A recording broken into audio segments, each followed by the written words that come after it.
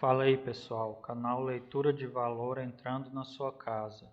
Sejam muito bem-vindos. Aqui você vai encontrar audiobooks sobre livros de investimentos e crescimento profissional. O meu intuito é te ajudar nessa jornada rumo ao sucesso. Hoje vamos continuar com a leitura do livro O Homem Mais Rico da Babilônia. Sem dúvidas, é um livro excepcional e que é recomendado para todo mundo que deseja entender mais sobre investimentos e quer começar nesse mundo maravilhoso. Quer saber como ficar rico lendo esse livro? Ouça o audiobook. Peço que vocês fiquem até o final do vídeo para ouvir a resenha de valor sobre o capítulo. Nessa leitura de hoje eu trago o capítulo 2, O Homem Mais Rico da Babilônia. Mas antes de começarmos, já se inscreva no canal.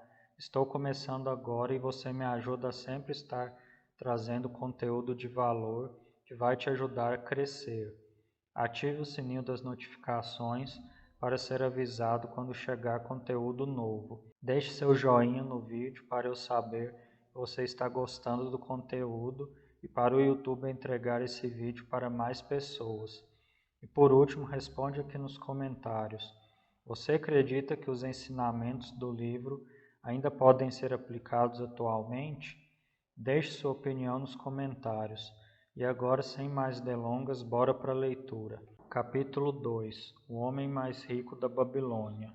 Era uma vez, na antiga Babilônia, um homem muito rico chamado Arcade, conhecido em toda a parte devido a uma imensa riqueza. Tornara-se igualmente famoso pela liberalidade. Mostrava-se generoso com os mais necessitados e com a família, sendo um homem pródigo e suas próprias despesas. Entretanto, a cada dia sua riqueza crescia mais rapidamente do que podia gastá-la. Certa vez, alguns amigos da juventude foram até ele dizendo-lhe: Você, Arcade, é mais venturoso do que nós? Você se tornou o homem mais rico de toda a Babilônia? Enquanto nós lutamos para sobreviver, pode usar as mais finas roupas e degustar as mais requintadas iguarias, enquanto nós devemos nos dar por satisfeitos se apenas propiciamos à família uma indumentária decente ou a alimentamos da melhor maneira possível. Contudo, alguma vez fomos iguais? Tivemos o mesmo professor, participamos das mesmas brincadeiras, e nem nos estudos, nem nas brincadeiras você se sobressaiu mais do que nós. E nos anos que se seguiram, você foi um cidadão tão honrado quanto nós. Tampouco trabalhou mais duro ou mais assiduamente, pelo menos até onde sabemos. Você que então deveria o caprichoso destino escolhê-lo para gozar de todas as boas coisas da vida, ignorar-nos, a nós que igualmente somos merecedores, após o que Arcade protestou, dizendo: Se vocês não adquiriram mais do que uma pobre existência desde os tempos em que éramos jovens, isso se deve a que não conseguiram aprender ou não observaram as leis que governam a acumulação de riqueza.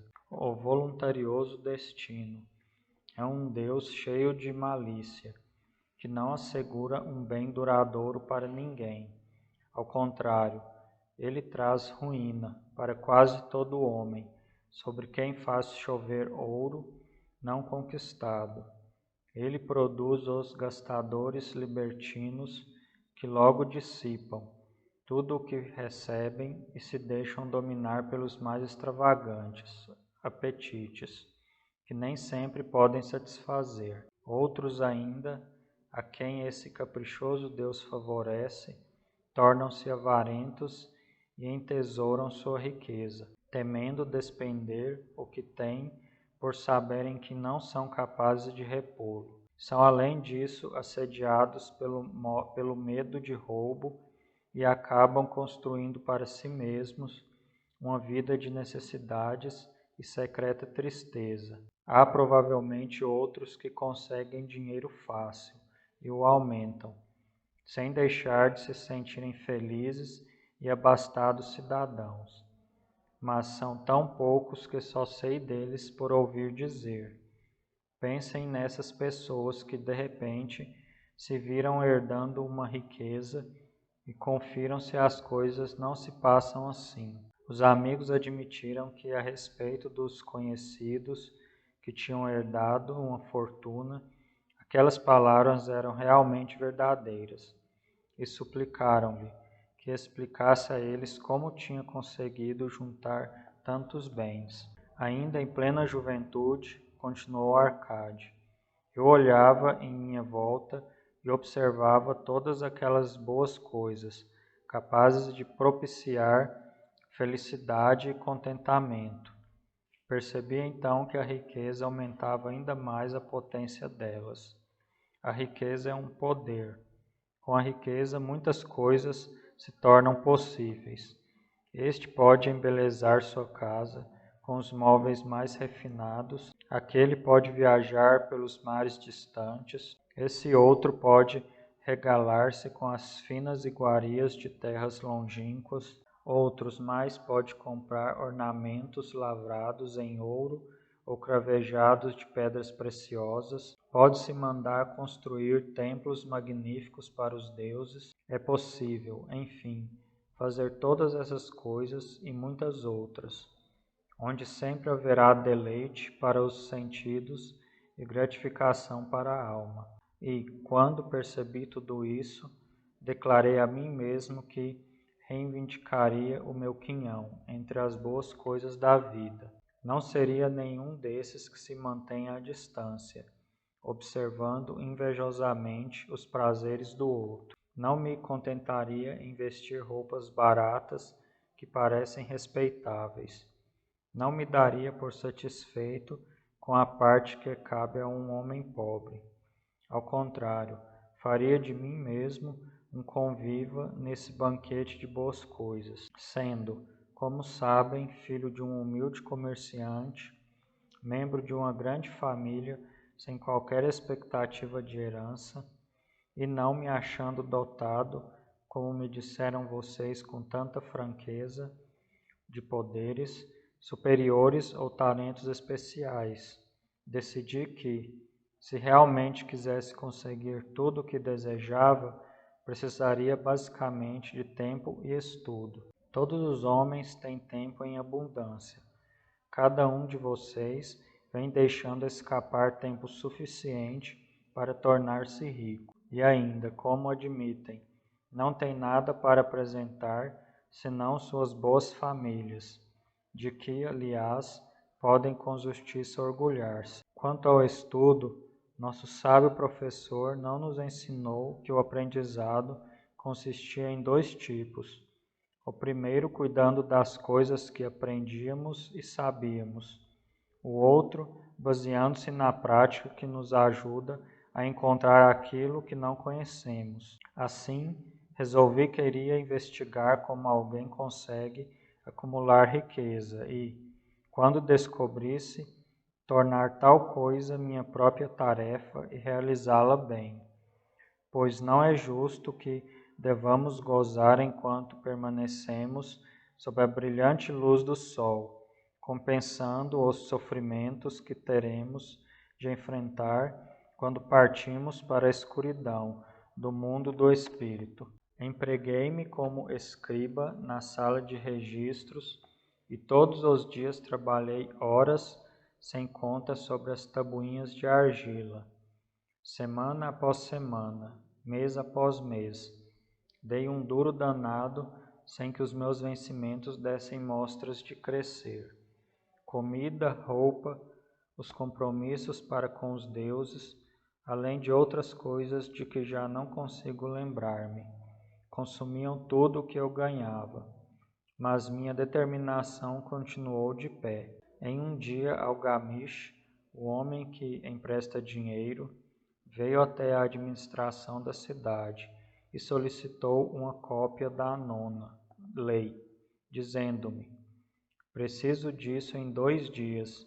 Se me entregar as cópias no prazo, pode contar com 2 moedas de cobre pelo serviço. Trabalhei arduamente, mas o texto da lei era muito comprido, e quando Algamish voltou, eu ainda não tinha terminado a transcrição.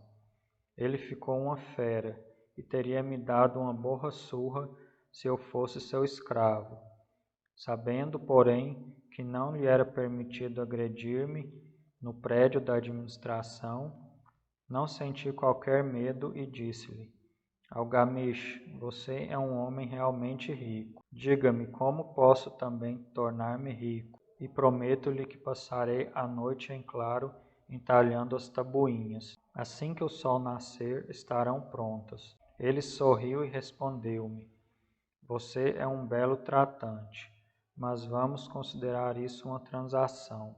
Gravei durante toda a noite, embora minhas costas doessem e o cheiro de óleo queimado do candeeiro fizesse minha cabeça latejar a ponto de deixar-me os olhos em frangalhos. Mas quando ele voltou, em plena alvorada, as tabuinhas estavam prontas. Agora, disse-lhe, cumpra sua promessa. Você fez a sua parte em nossa transação, meu filho. Disse-me ele com benevolência, e estou pronto para fazer a minha. Vou-lhe falar das coisas que deseja saber, porque estou envelhecendo, chegando à idade em que já não se consegue segurar a língua. E quando a juventude busca o conselho dos mais velhos, ela recebe a sabedoria dos anos.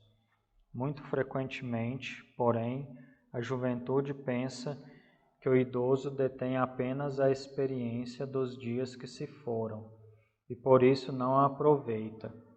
Lembre-se que o sol que brilha hoje é o sol que brilhou quando seu pai nasceu e que continuará brilhando quando seu último neto tiver passado para o mundo dos mortos. Os pensamentos da juventude, continuou ele, são luzes resplandecentes que brilham como meteoros, que muitas vezes tornam o céu reluzente.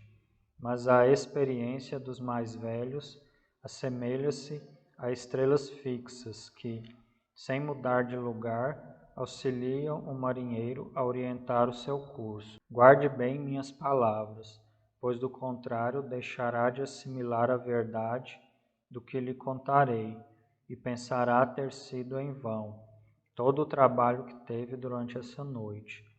Então ele me olhou com perspicácia por baixo das peludas sobrancelhas e disse, num tom lento e enérgico: Achei o caminho para a riqueza quando decidi que conservaria comigo uma parte de tudo que ganhasse, e assim fará você.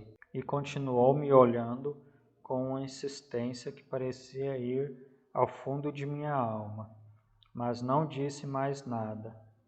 É tudo? Perguntei. Foi o suficiente para transformar o coração de um pastor de ovelhas no coração de um emprestador de dinheiro, replicou ele. Mas tudo o que ganho não vem mesmo para o meu bolso, perguntei. Nada mais falso, respondeu ele. Você não paga pelas roupas e pelas sandálias que usa? Não paga pelas coisas que come? Consegue viver na Babilônia sem fazer despesas? O que tem para apresentar do que recebeu no mês passado? E de tudo quanto ganhou no último ano? Louco! Você paga a todo mundo, menos a si mesmo. Idiota, está trabalhando para os outros. Bem melhor do que isso faz o escravo, que trabalha para o seu dono em troca de roupa e comida. Se guardasse para si mesmo 1/10 de tudo o que ganha, quanto teria dentro de 10 anos? Meu conhecimento dos números não me desamparou. E respondi, ora, o equivalente a 1 ano de trabalho. Pois está dizendo apenas meia verdade, retorquiu ele. Cada moeda de ouro que economizar é um escravo que pode trabalhar para você. Cada cobre que essa moeda produzir torna-se um filho apto a levantar mais fundos. Se quiser tornar-se rico, então tudo o que você economizar deve ser utilizado no sentido de proporcionar-lhe toda a abundância que anseia. Você pensa que estou ludibriando por sua longa noite de trabalho? Continuou ele. Mas em minhas palavras há uma fortuna, se for suficientemente inteligente para perceber a verdade que acabo de pôr em suas mãos. Uma parte de tudo o que ganha pertence exclusivamente a você, no mínimo 1/10, mesmo nas ocasiões em que tiver recebido pouco dinheiro. Pode ser mais, de acordo com o que produzir. Pague a si mesmo primeiro.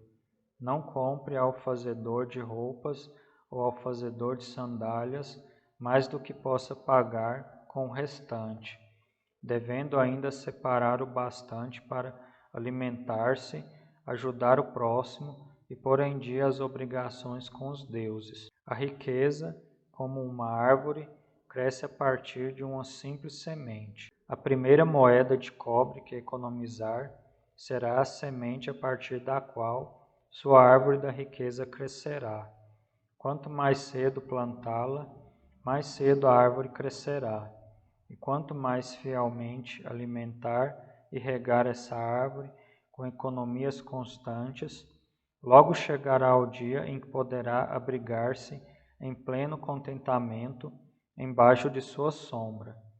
Tendo dito isso, pegou suas tabuinhas e foi embora. Pensei muito a respeito do que ele me dissera, e suas palavras me pareceram razoáveis. Assim, decidi fazer a experiência. Sempre que recebia um pagamento, tirava e guardava uma em cada 10 moedas de cobre. E estranho, como possa parecer, mas fiquei mais desprovido de fundos do que antes. Percebi pequena diferença quando comecei a me arranjar sem isso, mas frequentemente me via tentado à medida que minha reserva crescia, a utilizá-la para adquirir as boas coisas que os mercadores ofereciam, objetos trazidos por camelos e navios da terra dos fenícios. Prudentemente, porém, consegui refrear o impulso. 12 meses se tinham passado, quando Algamish voltou a me procurar, dizendo-me: E então, meu filho, pagou a si mesmo não menos de 1/10 sobre tudo quanto ganhou no ano passado? Respondi todo orgulhoso: Sem dúvida, mestre. Foi exatamente o que fiz. Ótimo, comentou, abrindo um largo sorriso para mim. E o que fez com essa reserva? Entreguei-a a Asmur, o oleiro, que me disse estar viajando pelos mares distantes e que em Tiro compraria para mim joias valiosíssimas só encontradas na Fenícia. Quando voltar, poderemos vendê-las a preço bem mais alto e dividiremos os lucros. Bem, os loucos precisam mesmo aprender, rosnou ele. Mas por que confiar nos conhecimentos de um oleiro sobre joias? Você procuraria o padeiro para colher informações sobre as estrelas? Não. Por minha túnica iria até um astrólogo, se pelo menos tivesse cabeça para pensar. Suas economias se foram, meu jovem. Você arrancou sua árvore da riqueza pelas raízes. Contudo, plante outra. Tente novamente. E da próxima vez em que precisar de conselhos sobre joias, corra até um ourives.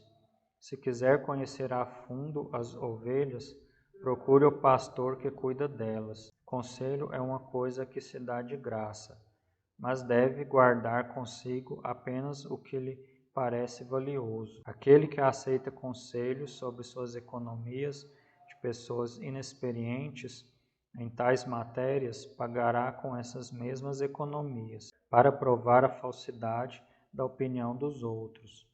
Dizendo isso, Algamish partiu. E aconteceu realmente como ele tinha previsto, pois os fenícios são salafrários e venderam a Asmur pedaços de vidro sem valor, que pareciam pedras preciosas. Mas, seguindo as palavras de Algamish, voltei a economizar, mesmo porque já tinha formado o hábito e isso não constituía para mim nenhuma dificuldade. Mais uma vez, 12 meses depois, Algamish apareceu na sala dos escribas e dirigiu-se a mim. Que progressos andou fazendo desde a última vez em que nos vimos? Paguei a mim mesmo religiosamente, respondi, e confiei minhas economias a Agar, o fazedor de escudos, para comprar bronze. A cada 4 meses ele me paga uma parte dos lucros. Ótimo! E o que tem feito com esse dinheiro extra? Dei uma festa com mel, vinho e iguarias de primeira. E comprei também uma túnica escarlate. Qualquer dia desses devo comprar um burrico para os meus deslocamentos. Algamish não disfarçou o riso. Você está comendo os filhos de suas economias. Como pode esperar que trabalhem para você? Como eles mesmos poderão ter filhos que venham a produzir mais renda para você? Primeiro reúna um exército de escravos dourados, e só então poderá refestelar-se com banquetes ricos, sem sentir remorsos. E assim dizendo, partiu novamente. Não voltei a vê-lo durante 2 anos, até que reapareceu. O rosto sulcado pelas rugas, os olhos visivelmente cansados, pois ele se achava então numa idade bastante avançada. Disse-me: Arcade conseguiu afinal obter a riqueza com que sonhava tanto? Respondi-lhe: ainda não tudo o que desejo, mas já tenho alguma coisa que rende muitos bons lucros, que, por sua vez, fazem outro tanto. E você ainda busca o conselho dos oleiros? Bem, o que eles dizem sobre como fabricar tijolos é realmente muito bom, retorqui. Arcade, continuou ele, você aprendeu bem suas lições. Aprendeu primeiro a viver com menos do que podia ganhar.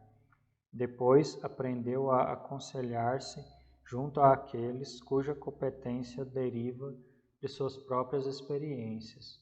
E, finalmente, aprendeu a fazer o ouro trabalhar para você. Você ensinou a si mesmo como adquirir dinheiro, poupá-lo e usá-lo. Reuniu, portanto, condições para ocupar uma posição de confiança. Estou me tornando muito velho. Meus filhos só pensam em gastar e não dão a menor importância aos ganhos. Meus negócios são grandes, e até grandes demais para que eu possa cuidar de tudo. Se você concordar em ir para Nippur, a fim de tomar conta das terras que possuo na região, torná-lo-ei meu sócio, e você participará de meu testamento. Assim, fui para Nippur e comecei a administrar suas propriedades, que eram imensas. E como estivesse cheio de ambição e dominasse as 3 leis que nos ensinam a lidar de maneira exitosa com a riqueza, tive condições de aumentar ainda mais o valor de seus bens. Prosperei muito e, quando o espírito de Algamish partiu para a esfera da escuridão, vi-me como um beneficiário legalmente reconhecido de sua herança. Assim falou Arcade, e, quando terminou sua narrativa, um dos amigos ali reunidos disse: você inclusive deu a sorte de que Algamish o tivesse nomeado um de seus herdeiros. Minha sorte limita-se ao fato de que desejava prosperar antes de tê-lo encontrado pela primeira vez. Não tive que provar duramente 4 anos minha determinação de propósito, reservando para mim mesmo 1/10 de tudo que oferia. Você chamaria de sortudo o pescador que, tendo passado anos estudando os hábitos dos peixes, por uma simples mudança do vento, soubesse onde jogar sua rede? A oportunidade é uma deusa desdenhosa, que não perde tempo com os que não estão preparados. Você deve uma tremenda força de vontade em continuar poupando depois de ter perdido as economias do primeiro ano. Nisso foi extraordinário, disse um outro. Força de vontade, retorquiu Arcade. Bobagem. Você acredita que a força de vontade seja capaz de dar a um homem energia suficiente para erguer um peso que o camelo não pode carregar, ou puxar uma carroça que os próprios bois não conseguem levar adiante? A força de vontade não passa de um propósito inflexível para dar conta de uma tarefa a que você mesmo se obrigou. Se eu determinar para mim mesmo uma tarefa, por mais boba que seja, terei de levá-la a cabo. Como poderia, de outro modo, ter confiança em mim para fazer coisas importantes? Se me dissesse, durante 100 dias, quando eu cruzar a ponte da cidade, apanharei uma pedra no chão e a jogarei dentro do rio, eu o faria. Se no 7º dia passasse por ali, sem me lembrar da resolução tomada, não diria: amanhã jogarei 2 pedras em vez de uma. Ao contrário, voltaria e atiraria a pedra ao rio.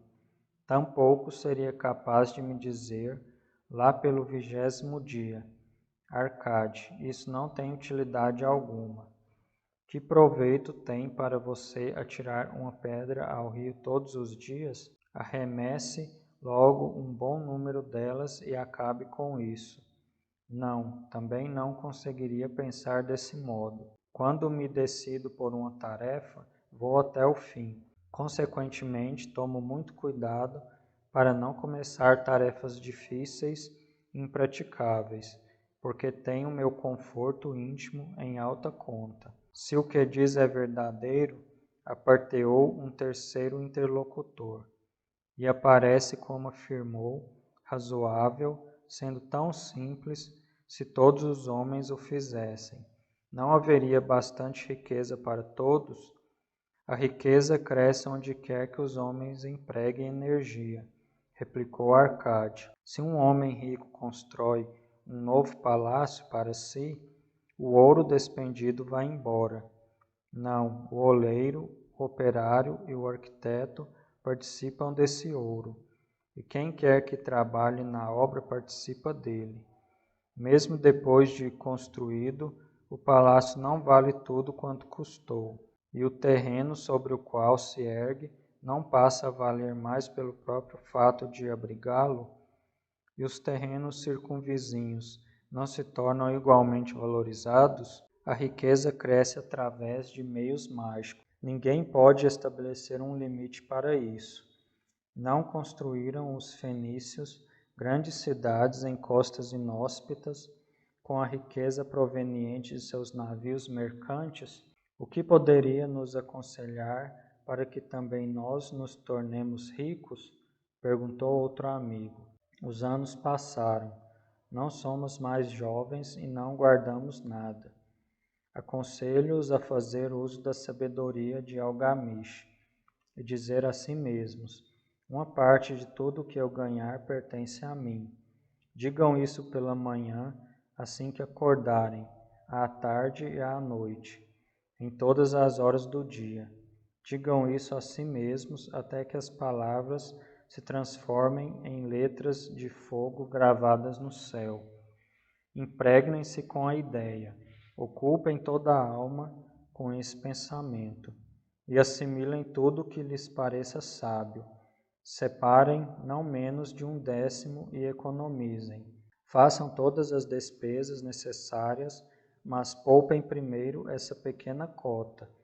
Cedo vão experimentar a deliciosa sensação de um tesouro cuja posse cada um de vocês tem legitimamente condições de reivindicar. Quanto mais ele crescer, mais verão estimulados. Vibrarão com uma nova alegria de viver. Encararão a possibilidade de maiores esforços para ganharem mais, pois não estarão reservando sobre os lucros maiores a mesma percentagem. Aprendam, portanto, a fazer com que seu tesouro trabalhe para vocês. Tornem-no seu escravo. Façam filhos dele e os filhos dos filhos dele trabalharem para vocês. Assegurem uma renda para o futuro. Olhem para os mais idosos e não esqueçam que dia virá em que também vocês estarão velhos. Por isso, invistam seu tesouro com toda a cautela do mundo. Taxas usurárias de retorno são sereias enganosas, que cantam naturalmente para alcançar o incauto sobre as rochas do desperdício e do remorso. Providenciem para que sua família não deseje que os deuses o chamem para o reino deles. É sempre possível garantir tal proteção com pequenos pagamentos a intervalos regulares. Por isso, o homem previdente não perde tempo esperando que apareça uma grande soma, a fim de utilizá-la em tão prudente propósito. Busquem o conselho dos homens sábios. Procurem informar-se com pessoas cujo trabalho cotidiano é o manuseio do dinheiro. Deixem que elas os protejam de erros como os que eu mesmo cometi ao entregar minhas economias a Asmur, o oleiro. Um retorno pequeno e certo é uma coisa mais desejável que o risco. Aproveitem a vida enquanto estiverem aqui. Não exagerem nem tentem economizar demais. Se 1/10 de tudo o que ganharem é o que vocês podem confortavelmente poupar, contentem-se com essa porção. Por outro lado, vivam de acordo com suas rendas e não sejam sovinas nem temerosos ao gastar. A vida é boa e rica, com coisas que valham a pena e causem prazer. Seus amigos agradeceram-lhe por aquelas palavras e se foram. Alguns mantiveram-se em silêncio, porque não tinham imaginação e não podiam entender. Outros mostraram-se sarcásticos, porque pensavam que um homem tão rico deveria compartilhar sua fortuna com velhos amigos menos afortunados. Um terceiro grupo, entretanto, parecia ter nos olhos uma nova luz.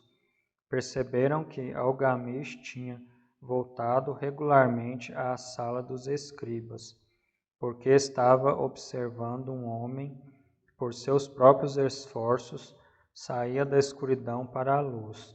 Quando esse homem achou a luz, um lugar esperava por ele.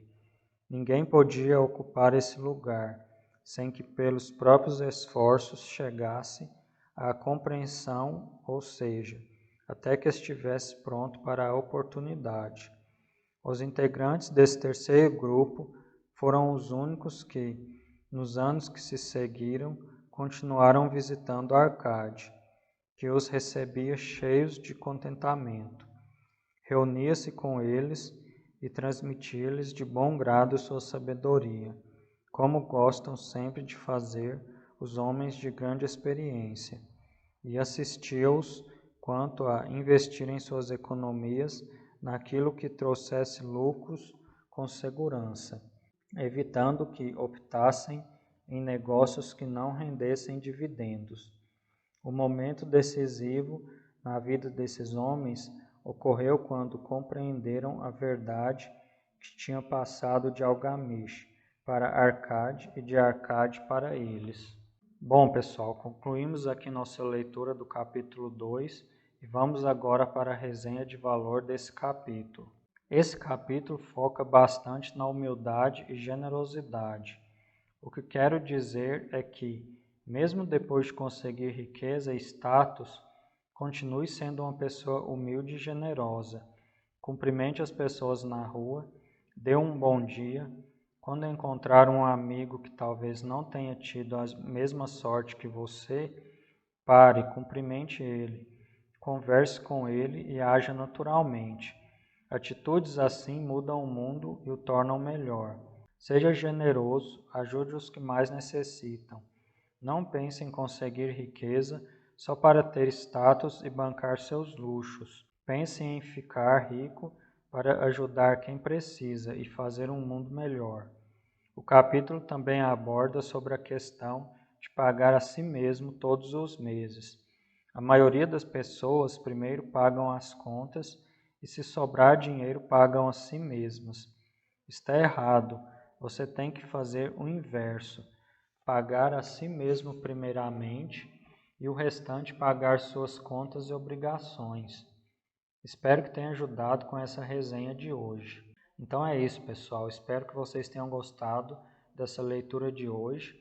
Não se esqueçam de se inscrever no canal, ativar o sininho das notificações, deixe o seu joinha para dar aquela fortalecida e me segue lá no Instagram também.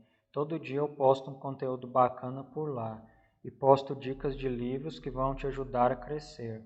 Até a próxima, pessoal!